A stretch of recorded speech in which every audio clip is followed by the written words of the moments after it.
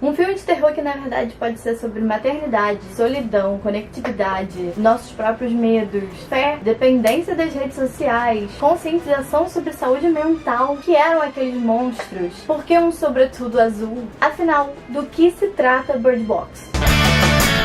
Esse filme tem bastante informação, então eu vou tentar enxugar ao máximo sem deixar de falar o primordial. Bird Box é um terror, drama, suspense pós-apocalíptico, dirigido por Susanne Bier e baseado no livro de Josh Mullerman. Tem spoiler! Se você ainda não viu o filme, salva o vídeo, assiste o filme e volta aqui, ou fica se você não liga pra spoiler.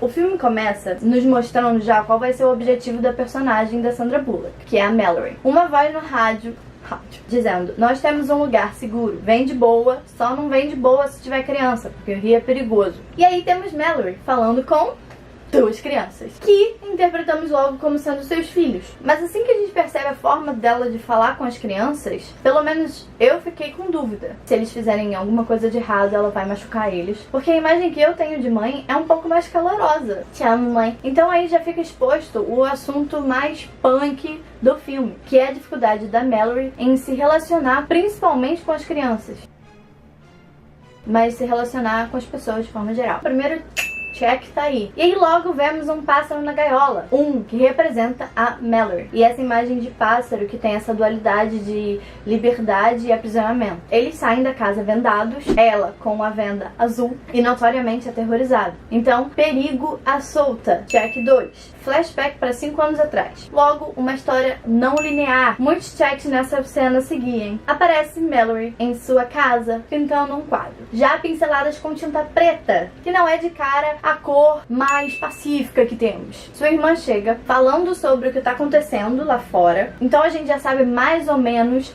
o ambiente em que o filme vai passar. Ela traz comida, já que Mallory deixa sua geladeira vazia, mostrando não se importar, mesmo estando grávida, em se cuidar. Check 6. Jessica, irmã da Mallory, fala que conversou com a mãe e que Mallory não fala com ela. Mallory não tem conexão com a própria mãe. Os quadros espalhados pela sala transmitem solidão, e o que está sendo pintado é a própria Mallory ali no centro. Check 8. Quando pergunta a opinião da Jess, a Mallory devolve, respondendo que a solidão foi incidental e que é sobre a inabilidade delas, das pessoas, em se conectar. E aí ela entrega o filme, gente. É sobre isso. Calma, óbvio que tem várias interpretações, teorias, inclusive eu vou falar aqui, mas assim, o assunto é esse. Sobre isso estamos conversados. Show! Teve gente também interpretando o filme como uma metáfora à dependência nada saudável com as mídias sociais. Eu achei isso bem legal também. Aí elas vão pro hospital. Muito importante essa cena também. É onde vai falar que a parada já começou. E fala muito além disso. Vamos deixar claro que não existe filme que dê zoom numa figurante à toa. Nada é sem querer. Exemplo, se tem uma arma numa cena, numa mesa, aquela arma vai ser usada em um momento. Se um personagem tosse, provavelmente ele vai morrer, ele tá muito doente, nunca é só uma gripe. Então, nessa cena, inclusive, não tem diálogo, é só pra gente ficar tenso e prestar atenção. A loura de vermelho ou alaranjado, que nesse contexto, inclusive, essas cores podem ser interpretadas como alguém que vai tomar uma ação, que nesse caso é o suicídio, ela tá no telefone, demonstrando uma conexão direta com a irmã da Mallory. A gente nem escuta o que a Jess tá falando no telefone, então é real, só pra dar essa ideia de ligação de uma para outra, que talvez até esteja envolvido com essa teoria da dependência das mídias sociais, do celular, não sei, de estar sempre conectado, quem sabe. Então a gente descobre que a conexão das duas ali é a morte, no caso, é o suicídio. E mostrando a Mallory, mais uma vez sozinha, com o sobretudo azul, com pelinhos, que dá a ideia de quê? O legal da cor é que realmente pode transmitir solidão e é inclusive usado, no inglês como uma expressão de tristeza, mas o pássaro azul é esperança também e felicidade. E aí a cena com a obstetra só reforça tudo que já foi mostrado. Adiciona o abandono do pai e reforça a negação da Mary em relação à criança. A loura se mata, ou seja, a epidemia chegou ali. A Jess é contaminada, é exposto. Como acontece essa contaminação? Você olha, não sabe até esse ponto o que exatamente, nem chega a esse ponto. Os olhos mudam, ficam meio sangrentos e você não consegue escutar ou raciocinar, você só pensa em se matar. Nesse momento, a Mallory perde a única pessoa que conseguia ter uma relação. Enfim, a história segue. Ou uma moça tenta ajudar a Mallory. Na hora de ajudar, ela se desvia, ela olha pro tal monstro e ela fala com a mãe, vai andando, linda, plena, sentar num carro em chamas. Aí a gente descobre que a mãe dela morreu já havia 10 anos. Então os primeiros sinais estão aí de que a infecção é algo psicológico, que se apresenta como os nossos maiores medos ou traumas. Tipo Harry Potter, lembra? O Charlie traz a ideia do endgame, do nosso julgamento. Ao mesmo tempo, com o Gary, fica implícito que os clinicamente insanos não são levados ao suicídio e se tornam iluminados.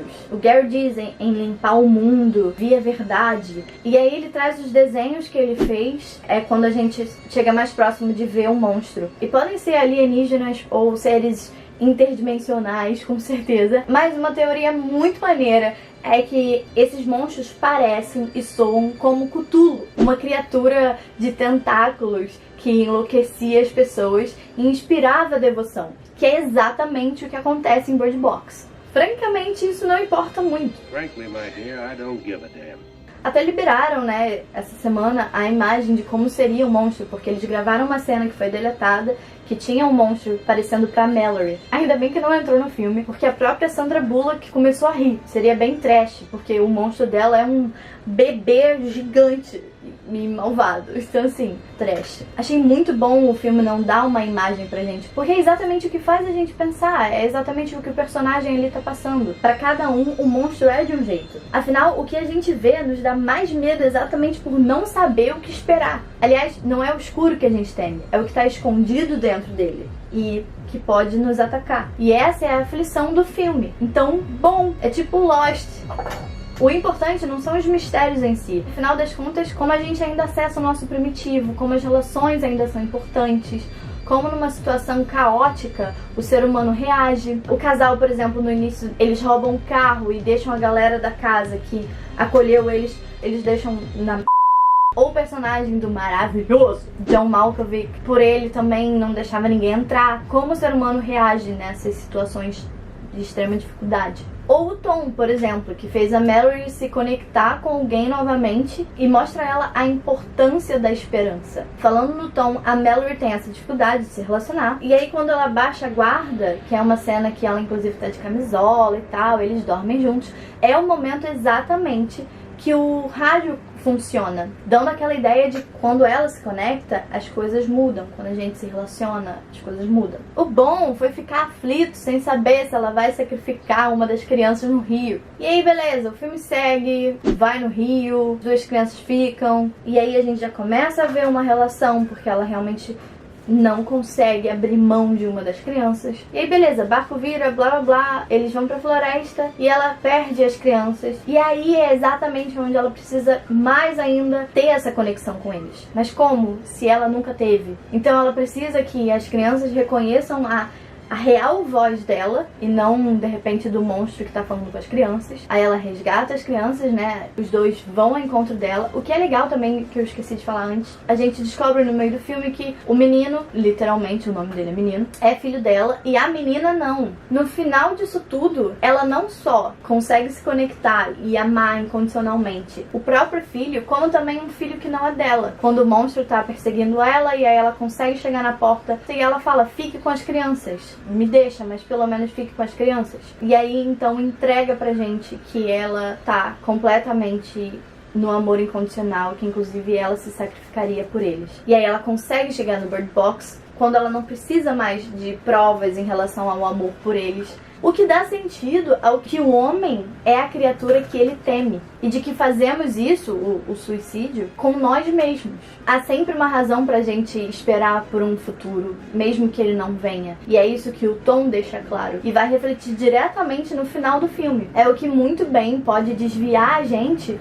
do desespero da solidão, que literalmente pode nos levar ao suicídio. E escolher a esperança, ao invés da autodestruição, também significa escolher as maiores responsabilidades da maternidade. No final, a gente não sabe se vai ficar tudo bem. O problema, né, o monstro, ele não foi resolvido. Isso também é um ponto importante do filme, que talvez seja por isso que muita gente não gostou e muita gente gostou. Enfim, o filme não está preocupado em responder as nossas perguntas sobre os mistérios. Ele não tá preocupado em contar a história de todo mundo ali.